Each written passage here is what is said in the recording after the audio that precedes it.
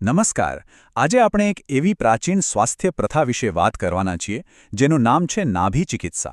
હવે સવાલ એ છે કે શું નાભીમાં તેલના 2 ટીપા નાખવા એ ફક્ત એક દાદીમાનો નુસ્ખો છે કે પછી એ આપણા શરીરના છુપાયેલા બાયોનેટવર્કને હેક કરવાની કોઈ ગુપ્ત ચાવી છે? ચાલો આજે આપણે આ પ્રાચીન જ્ઞાન પાછળ છુપાયેલા વિજ્ઞાનને ઊંડાણપૂર્વક સમજીએ. અને આ વાત છે ને આપણા આજના વિષય પર એકદમ બંધબેસતી છે. એ આપણને યાદ અપાવે છે કે જે પ્રથાઓ આપણને રહસ્યમય કે જાદુઈ લાગે છે એની પાછળ ઘણીવાર એકદમ ઠોસ વૈજ્ઞાનિક સિદ્ધાંતો કામ કરતા હોય છે.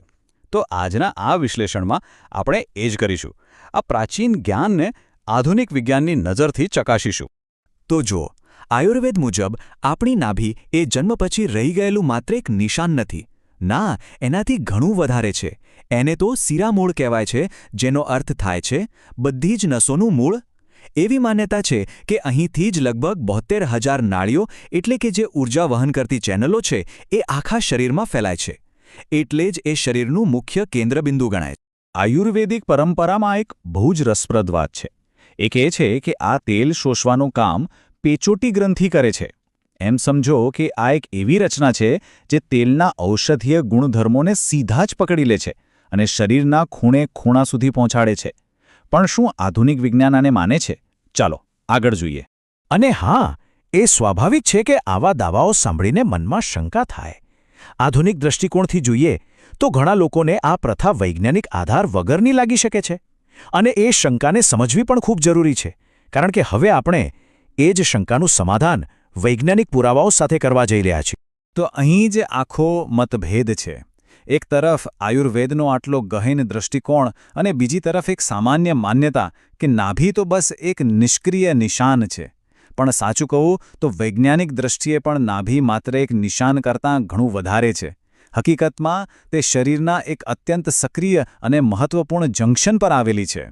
તો સવાલ એ છે કે શું આ પ્રાચીન પ્રથા અને આધુનિક શંકા વચ્ચે કોઈ પુલ બાંધી શકાય? અને જવાબ છે હા, બિલકુલ. અને આ પુલ 3 મજબૂત વૈજ્ઞાનિક સિદ્ધાંતો પર ટકેલો છે, જે નાભી ચિકિત્સાની અસરકારકતાને એકદમ સ્પષ્ટપણે સમજાવે છે. ચાલો હવે આપણે આ 3 વૈજ્ઞાનિક માર્ગોને, આ 3 દરવાજાઓને એક પછી એક ખોલીને વિગતવાર સમજીએ. આ 3 દ્વાર જ એ સમજવાની ચાવી છે કે નાભી પર લગાવેલું તેલનું એક નાનકડું ટીપું પણ આખા શરીર પર આટલી ઊંડી અસર કેવી રીતે કરી શકે છે.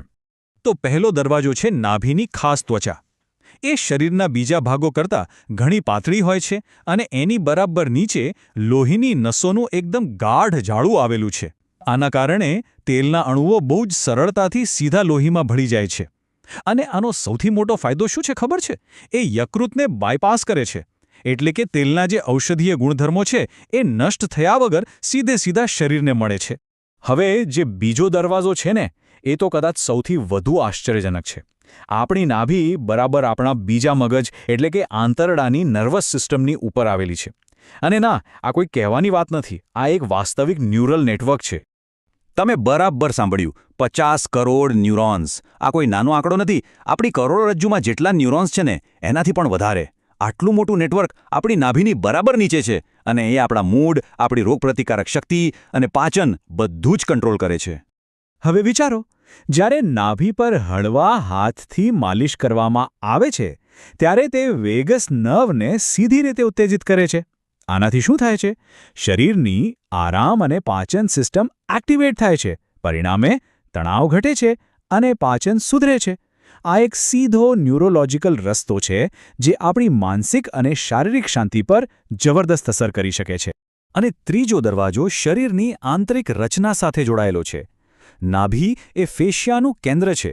ફેશિયા એટલે એ પેશીઓ જે આખા શરીરને એક સાથે જોડી રાખે છે. અને યાદ છે પેલી પેચોટી ગ્રંથિની વાત?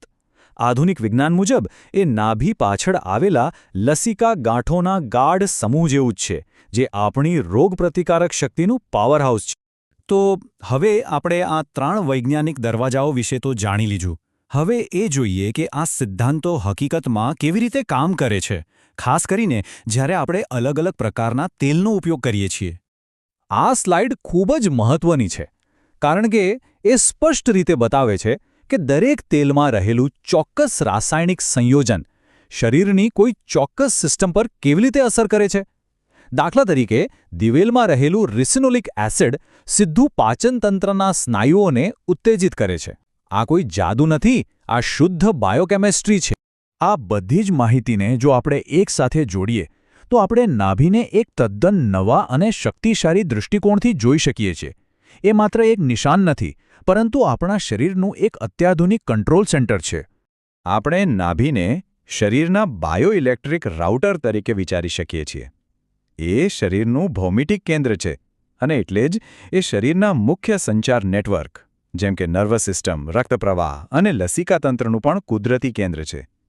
એમ સમજો કે આ એક એવું પોર્ટલ છે જ્યાંથી આપણે શરીરની ઓપરેટિંગ સિસ્ટમને સીધી રીતે એક્સેસ કરી શકીએ છીએ. આ રૂપક નાભી ચિકિત્સાની અસરકારકતા સમજવામાં બહુ મદદ કરે છે.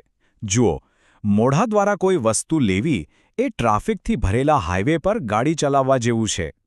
રસ્તામાં પેટનો એસિડ, લિવર જેવા ઘણા બધા અવરોધો આવે છે.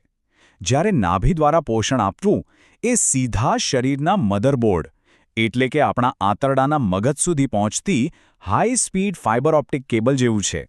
એકદમ સીધું અને ઝડપી. અને આ વાક્ય જ આખા વિશ્લેષણનો સાર છે. આ સીધો અને અવરોધ વગરનો રસ્તો જ નાભી ચિકિત્સાને આટલી ઝડપી અને અસરકારક બનાવે છે. આ જ કારણ છે કે નાભી દ્વારા પોષક તત્વો પહોંચાડવાની પદ્ધતિ વધુ સીધી અને શક્તિશાળી સાબિત થઈ શકે છે. તો અંતે આ એક વિચારવા જેવો પ્રશ્ન છે.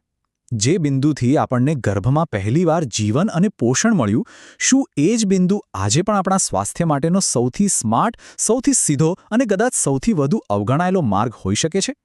એવું લાગે છે કે વિજ્ઞાન હવે એ જ પ્રાચીન સત્ય તરફ ઇશારો કરી રહ્યું છે.